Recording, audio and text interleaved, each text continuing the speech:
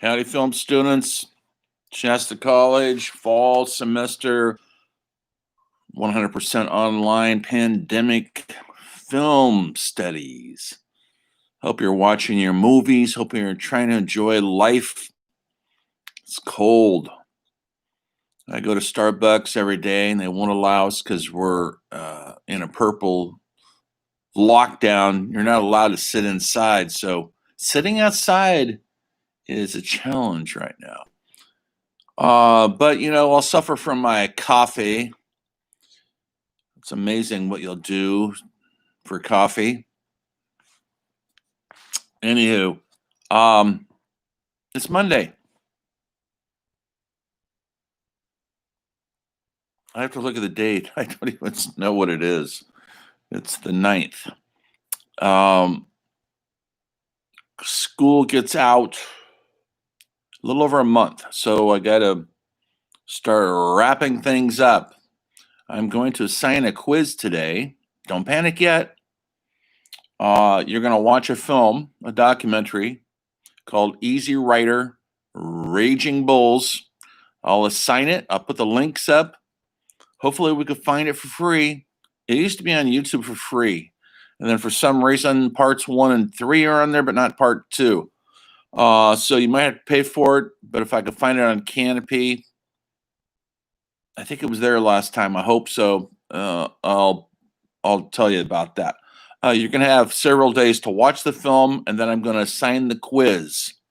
You got to watch the film, though, because the quiz will be based on the documentary. And then I'm going to give you 12 hours to do the quiz.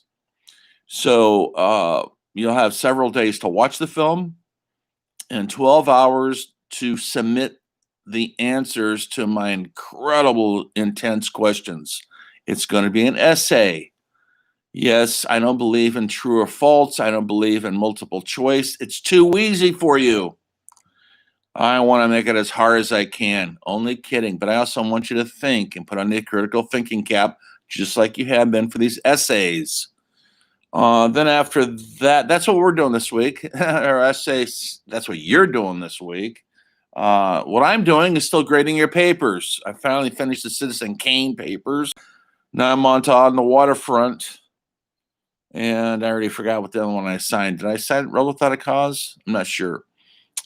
I'm on to those two. If I signed them, I signed them. If I only did one or the other, I'm on to those. And then we'll have another essay because we're going to do 7 essays. And then your journal, please be keeping up on that. And then there will be a final paper where you choose your topic. We'll talk about that next week. It's a little too soon right now, but start thinking about it. You're going to write a research paper, same as usual, meaning 3 pages minimum. It's going to be a research paper this time. You could pick any director, genre. You want to write about musicals, you want to write about westerns, you want to write about horror movies, have at it. Sci-fi, anything. Or you want to write about a specific director or performer, writer, cinematographer. I haven't even talked about cinematography yet. I'm going to do that.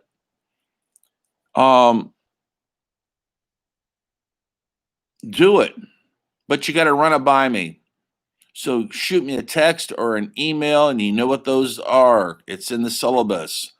Or do it up on Canvas. I'll look at it and I'll say, go for it, or I'll say, no. I could tell it's your favorite. If you're just going to pick your favorite movie, what would that be? I'm not sure. And just gush about it and how great it is. No. I want an in-depth researched, well-researched paper. So make it challenging for yourself. I know you're probably thinking, why would I do that? Because you want to be educated and you want to learn, and that's how we learn. But if you love some random movie, whatever it is, and you want to just give me a big glowing review how great and awesome it is, you won't do good on the points. It's only worth 10 points. I made it easy this year. Everything's worth 10 points. I probably should have made it a lot harder, but I didn't. I'm trying to keep the math easy for me mostly. Anyway, so today, that's what I'm going to assign. I'm getting ahead of myself. The quiz is coming. By the prick of my thumb, something wicked this way comes. What Shakespeare play is that from? Come on. Macbeth, the Wicked Sisters. Anyway, embrace all challenges. That's my advice to you. Today, we're going to talk about, and the next day too, probably, we'll see how I feel about it, what they call the last golden era of Hollywood. That's right, folks, the last one. And it's not the one you think. Oh, you think it's now? This is the gold era? Prove it. The documentary is going to cover films from 19 essentially Easy Rider, the movie 69, to Raging Bull, the movie by Martin Scorsese, to 1980. They're saying many, many historical people, including myself, are saying that was the last golden era of the auteur movie director. And that's a key to everything in the documentary. These are forceful film school grads are coming out of film schools, USC, UCLA, Columbia, NYU, New York City, elsewhere, and they are coming out and they have a love of film. They also have a historical aspect of a knowledge of film from our early films, like I've been showing you, from the silent films to the Hollywood Golden Era to foreign films like the Italian New Wave, the French New Wave, Italian neorealism, Japanese cinema of Kurosawa, Swedish films of Ingmar Bergman. That's what they're looking at in these film schools, and that's who they're studying. And so they want to make films that reflect their inner emotions. That's what those films did to them. They just weren't grinded out by the studio. Musicals and happy films and comedies and screwball comedies. They wanted to do something meaningful that matched what they're feeling. Now, this is a real interesting time in our history. We're in the middle of the civil rights movements. We're in the middle of the raging Vietnam War. There's the draft. People are protesting on the streets. Nobody wants to go die in a war that was deemed not correct. Fighting communism in far off Asia, Southeast Asia was not the best way to go about it, but over 55,000 guys, young guys, my age, not now, of course, lost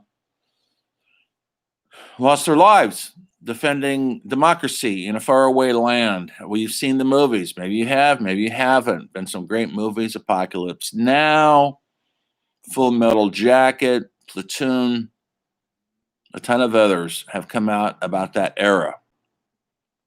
And so, and then also the youth market. And in this documentary, you'll see that Roger Corman, who I mentioned a couple of weeks ago, as being he had the vision of seeing that there's a youth market out there. The youth market was college students and younger people who didn't want to see the same old that was coming out of Hollywood. So he provided cheap films, horror films, biker films, and teenage beach party movies that became hugely successful on very little money and no star power for the most part. These are B movies, you'd call them. And they were for the drive-in movie theater. This documentary will cover some of that. At one time, there was 5,000 or 6,000 drive-ins across the nation.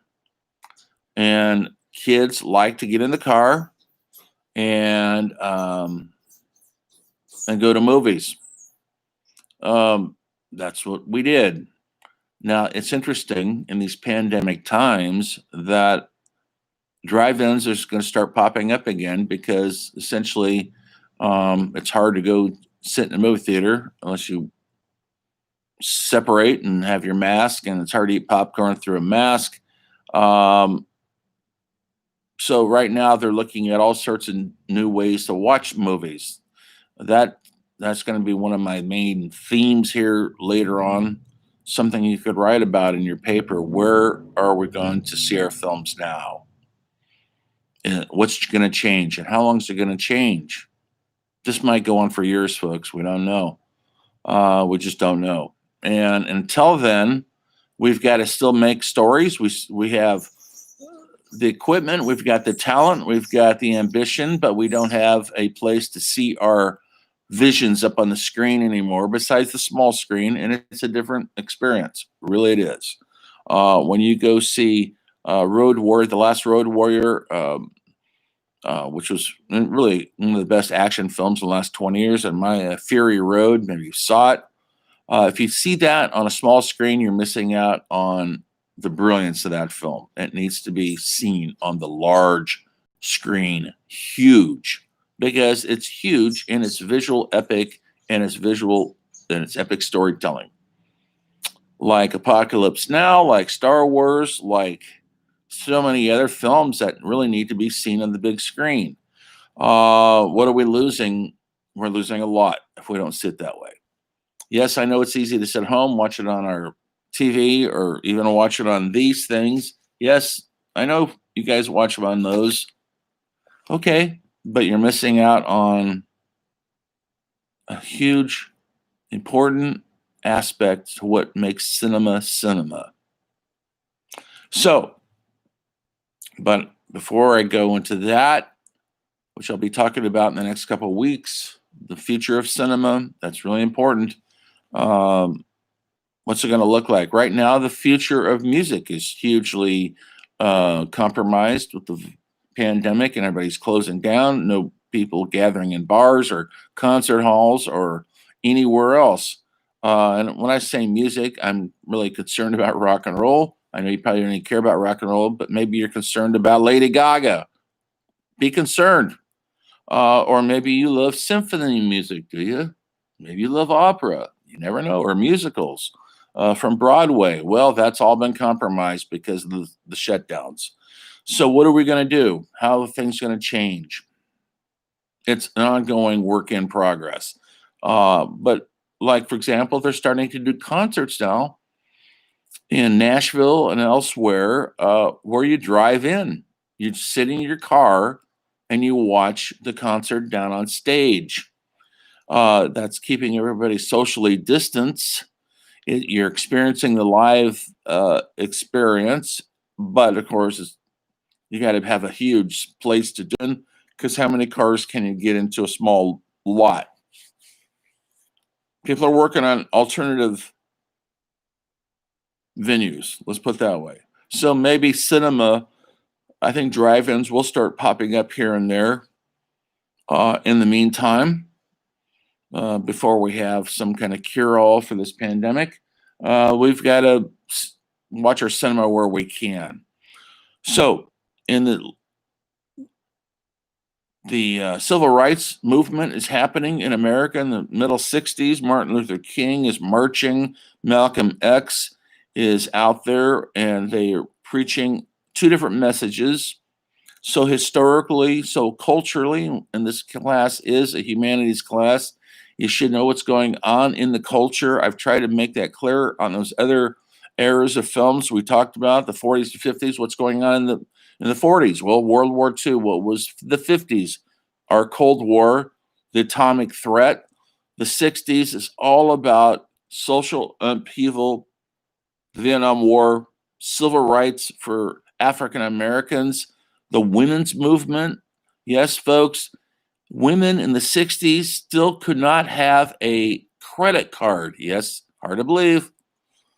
You couldn't have a credit card in your own name unless your husband signed off on it. How about that one? So you don't think you're a feminist? Would you want your boyfriend to control the charge card? Maybe you are a feminist, you don't even know it. That didn't happen until the 70s, of all things. And African Americans are still got the boot on their neck, still to this day, and they're sick and tired of it. And so people like Martin Luther King, who's coming from a pacifist, um, a Gandhi, if you know who Gandhi was, the Indian pacifist who brought the Indian government to its knees. And of course, he was assassinated for it, because all good pacifists usually end up with a bullet in their head from somebody who's not a pacifist. And so guys like Martin Luther King, who was a reverend, he was preaching peace and to turn the other cheek, and let's get equality for everybody in America, not just white people, not just men. And of course, he ended up with assassin's bullet in his head. And then on the opposite of that was Malcolm X, who was not preaching pacifism. He was preaching fight. And groups like the Black Panthers were embracing his message of, we are tired of getting beat and killed and the dogs sicked on us because we're trying to get a fair shake. This was Jim Crow era, meaning there are bars and restaurants and neighborhoods that blacks were unwelcome. They actually had signs, blacks not welcome here. Same thing with restaurants. You cannot eat here if you're a black person. You cannot use this bathroom. And that was happening, that rage, and people were pissed off. And so they wanted equality like we all deserve. It's just not for the few folks, it's for all of us. And and then we had the White House. Lyndon Johnson, LBJ, as we lovingly called him, was in the White House. He was a Democrat, and he did some good things like the civil rights amendments and things like that. He did, but he also got handed the Vietnam War from John F. Kennedy, who essentially got us involved there before he took an assassin's bullet in the head. And LBJ got handed this war, and he listened to his generals, and they said, we can beat it if we escalate. And so we went from having 20, 30,000 troops over there to having 600,000 troops. And we ended up carpet bombing North Vietnam. And so we lose 55,000 American boys and women who were still walking around with the scars of that. Post-traumatic stress wasn't heard of in those days. They called it shell shock. But people came out of Vietnam with lots of post-traumatic stress. And this was before how they deal with it now in the military. Maybe you've been in the military. I taught at 29 Palms military base, Marine base. And now folks, in the battlefield, battlegrounds of Afghanistan or wherever the hell we're fighting, they have psychiatrists in the field. You go out on a combat mission and you go in there and talk to somebody about it, because they see what that does to the human psychic. And so they want to deal with it before it turns into post-traumatic syndrome. But they didn't do that in World War II, Korea, not in Vietnam either. And we paid the price for it.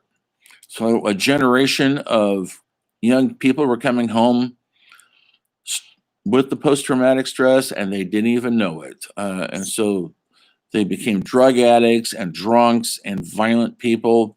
And that's going on right now in this era. Also, young audiences, college-age audiences, are seeing anything up on the big screen that they can relate to. Yes, they're making Hollywood movies like Dr. Dolittle and Darling, which is a really good movie. I'm not saying they're bad movies. They're entertaining, but how do you relate to it? Hello, Dolly, big bloated musical with Barbara Streisand, fun musical. But when you're threatening Your draft notice has been received. You're getting kicked out of school because they've taken away student deferments, and you're faced with a future that doesn't look so promising, and you're only 19 years old. You don't really desire to see Hello Dolly. You want to see something that you can relate to, something more meaningful, something that you recognize up on that screen as part of your culture, your generation. And so guys like Roger Corman saw that niche, and they tried to fill it, and they did pretty good. And so we have these films. That documentary you're going to watch will show you the films. They can't show you all of them. There's so many of them. These are the films. Just thought to give you this personal note. When I saw these films, I wanted to be a film director. These were the ones that said, oh, this is what I want to do. Yes, I love Hollywood films since I was a child, but I never thought I could actually write my own scripts or see something of myself up on the screen until these movies showed up. And so I was at the right age, which was like 16 years old, to take all this in.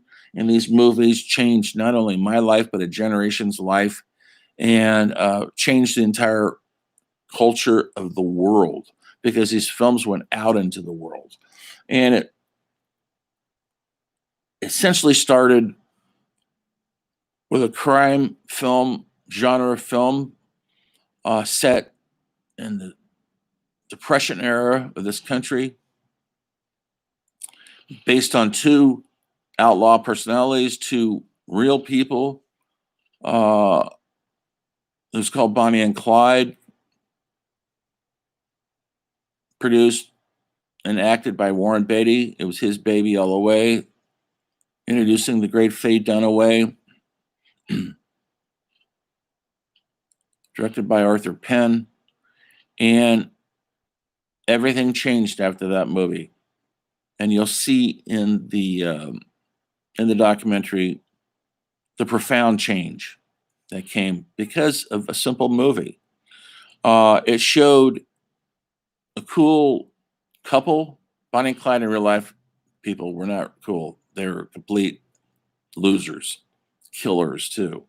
But they went on a robbery spree in the 30s, the Depression era, and they were considered kind of local heroes in the South. But they did kill their share of innocent people. But they were from that era. And in those days, you could actually you could get away from the police somehow. You can't do that much anymore. This is before the internet, before really they had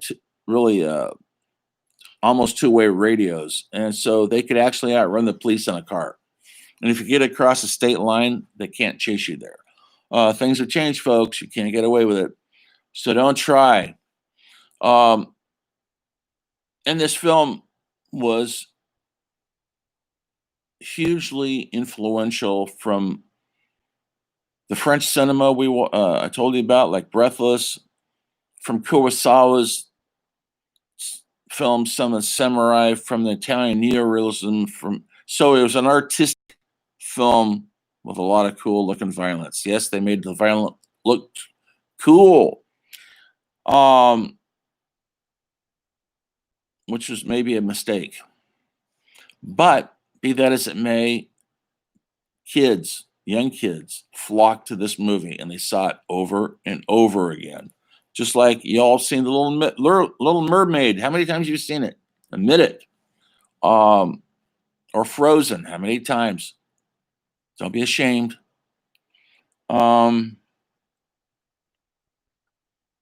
Soon after that, the same year, 1967, a genius director by the name of Mike Nichols, who had only directed one other film, the brilliant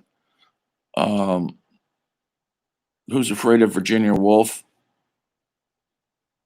in 65 or 66, thereabouts, directed a film called The Graduate, based on a novel about a student who just graduated college, living in an affluence in Southern California, Beverly Hills, maybe, we don't know. It's never said. And he graduates college, starred an unknown actor by the name of Dustin Hoffman, and he doesn't know what to do with his life. He's feeling lost. and his parents don't understand why he's feeling that way. He should just get on with his life. The pursuit of money, money, money, and he wants something else. He doesn't know what it is yet. And so this movie had a soundtrack by Simon and Garfunkel. Maybe you've heard these songs, Sounds of Silence, Mrs. Robinson, and a bunch more at the zoo. And it became the soundtrack really to my generation. We never heard pop songs on a movie before like this. That were actually, the songs were already on the radio. Some of the songs had already been on the radio, and now they're in this movie. And how brilliant is that? And how that's our movie. That's our people up there on the big screen. We all wanted to be Dustin Hoffman. We all wanted to meet and fall in love with Catherine Ross. We all wanted to have an affair with Mrs. Robinson. We all wanted to live in Berkeley and be free. And that movie looks like you could be. It sent a message out that this generation, the baby boomers, which is started, that's from 48 to about 64, that generation was born in that era, wanted something more than what they were faced with. They wanted their lives to come with some meaning and hope. Not just to hold a job, be in debt, get tied down in a marriage that's only there because you got somebody pregnant. Also, during this time, guess what happened, folks? Rock and roll changed everything. We have these big monumental concerts like Monterey Pop and rock and roll bands from Jimi Hendrix to The Who to the Rolling Stones. The Beatles were still going. They weren't touring. And San Francisco scene was busting out with Jefferson Airplane, Grateful Dead, and the rest, Janis Joplin. LA was busting with music from the Byrds to the Doors to Love to Frank Zappa and the Mothers of Invention. New York City was busting with bands like the Velvet Underground and the New York Dolls, and things were jumping. In Detroit, the MC5 and the Stooges were starting. These are rock bands, folks. In England, we've still got lots of music coming out of England. Cream, the Zombies, Pink Floyd, and it was changing everything.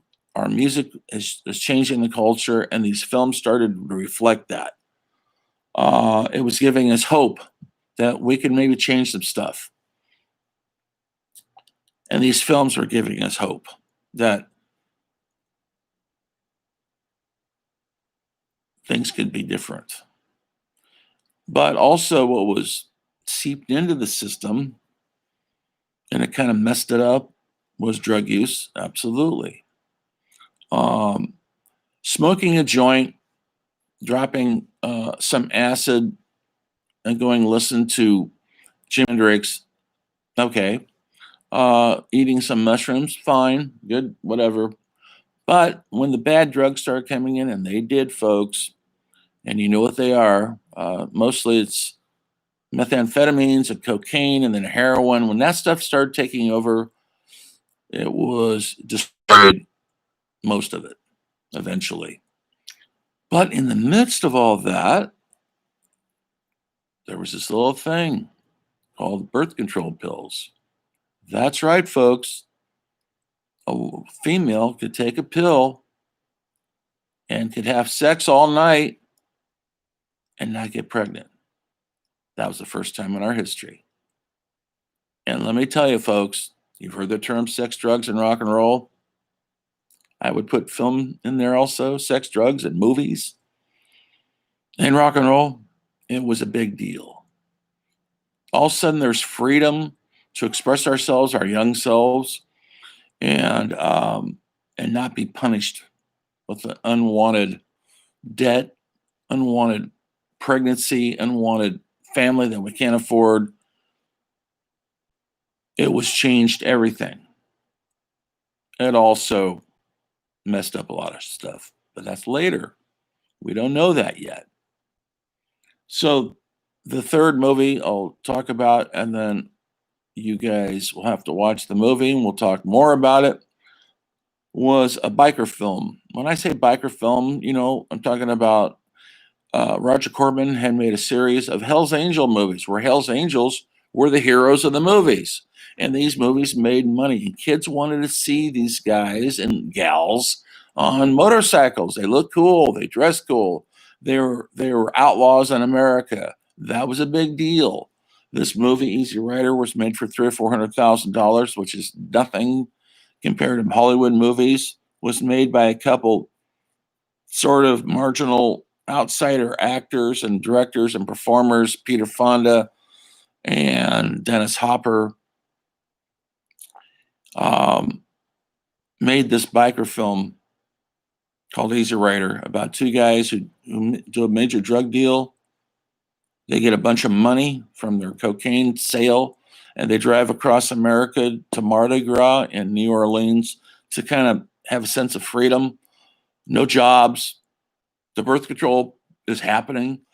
They're smoking a lot of weed. They're going to be different than their parents and have really cool motorcycles too.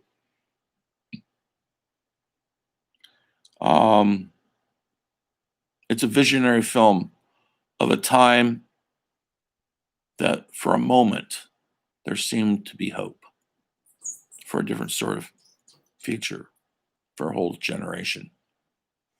And then you watch the end of Easy Rider and all hell breaks loose. The hippie dream kind of dies. That's all in this documentary. Look for the links. I'm going to talk further more about this stuff. We're not done by a long shot. And then we're going to move on to some genres like Westerns and musicals. Do you like musicals? Yeah, you do. You don't know you do, but you do. We'll be talking about some directors that changed everything, like Sam Peckinpah. And the documentary covers a lot of that. You'll see it. Please try to enjoy it and write notes and remember what to look for, what's going on in the culture, what's going on in Hollywood. That's the key to the quiz. I will see you in a couple days. More cinema. Because you know why? You know the answer to this one. Everything is cinema.